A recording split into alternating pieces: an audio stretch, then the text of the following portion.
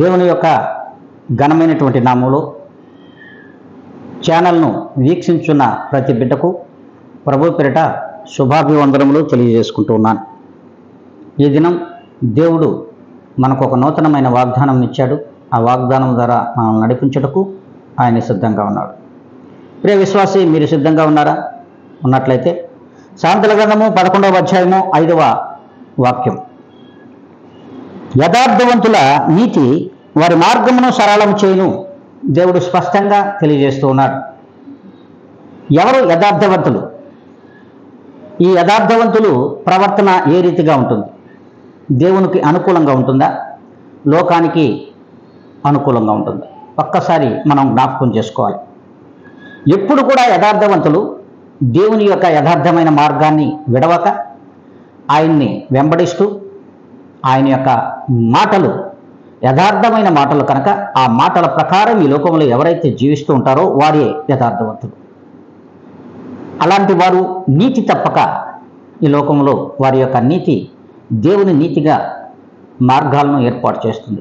కనుకనే ఆ నీతి మార్గంలో ఈ యథార్థవంతులను దేవుడు స్పష్టంగా నడిపిస్తాడు. ఆ నీతి మార్గంలో నడవడానికి, వారి మార్గములను సరళం చేయుటకే ప్రభువైన యేసుక్రీస్తు వారు ఈ లోకానికి వచ్చారు. ఆయన యథార్థ మార్గంలోను నీతి మార్గంలో ఈ లోకానికి వచ్చినటువంటి ఆ దేవుణ్ణి వెంబడించే వారిగా మనం ఉన్నామో లేదో ఒక్కసారి ఆత్మ పరిశీలన చేసుకోవాలని ప్రభు పేరిట మీకు అందరికీ కూడా జ్ఞాపకం చేస్తూ ఉన్నాను. మరి ఆ రీతిగా మనం యథార్థమైన మార్గంలో నీతి మార్గంలో మన మార్గములను దేవునిలో సరళం చేసుకుందామా?